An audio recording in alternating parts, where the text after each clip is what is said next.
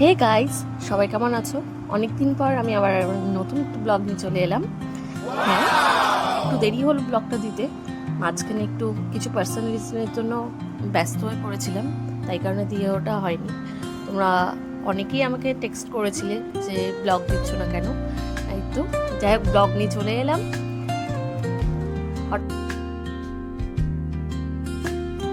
ওয়েদারটাও সেদিন খুব ভালো ছিল, তাই ভাবলাম মনটাও ভালো লাগবে, আর এতদিন পর বেরোনো খুব ইচ্ছেও করছিল অনেক দিন ধরে। যাই হোক, সময় হয়ে উঠছিল না কারোরই, তাই কারণে বেরোনো হয়নি। তাই মাঝখানে একটুখানি সময় বের করে নিয়ে দুজনে মিলে বেরিয়ে পড়লাম। আকাশটা যে কি অপূর্ব দেখাচ্ছে, দেখো, মনে হচ্ছে যেন কেউ রং তুলি দিয়ে এঁকেছে। গাছ, আকাশ পুরো ঝকঝক করছে। তার আগে বৃষ্টি হয়েছে যদিও, সেই কারণে এত সুন্দর ওয়েদার। এই যে আমি এবং আমার আরেকজন দুজনে মিলে বেরিয়ে পড়েছিলাম। খুব ভালো লাগছিল, খোলা বাতাসে এত সুন্দর পরিবেশটা লাগছিল।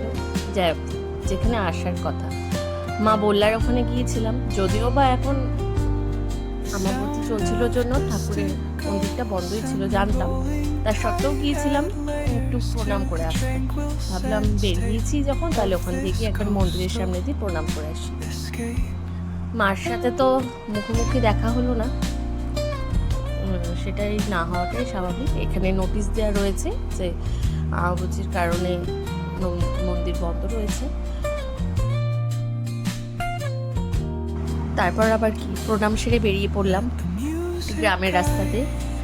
অ্যাকচুয়ালি এই রাস্তা দিয়ে আমরা দুজনে কখনোই আসিনি, তাই একজনকে দেখে আমরা জিজ্ঞেস করলাম যে এদিক দিয়ে কি বালুরঘাট যাওয়া যায়।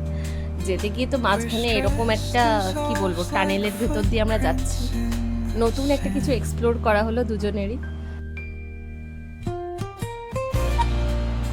গ্রাম, পরিবেশ, প্রকৃতি আমরা দুজনেই ভীষণ ভালোবাসি, তাই দিনে রোদ হোক যাই হোক না কেন, একটু ওয়েদার দিলে একটু ভালো লাগে, দুজনে মিলে বেরিয়ে পড়ি। যাই হোক, যেতে যেতে এই যে বুবালদারে জগন্নাথ মন্দির, সামনেই পুজোর জন্য ওখানে অনেকেই দোকানপাট দেবের জন্য সব আগে থেকেই প্রস্তুতি নিচ্ছে। গত কয়েকদিন যাবৎ বৃষ্টি হওয়াতে আত্রি নদীর সৌন্দর্যটা আরও বেড়ে গেছে।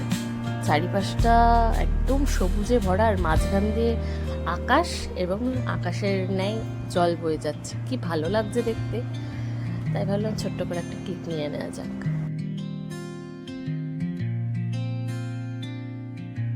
এতই রোদ, টুপি না পরে আর উপায় হলো না। যাই হোক, এবার বাড়ির পথে ছুটে ছুটে রওনা। অনেকদিন পর ব্লগ নিয়ে এলাম, তোমাদের কেমন লাগলো অবশ্যই জানিও।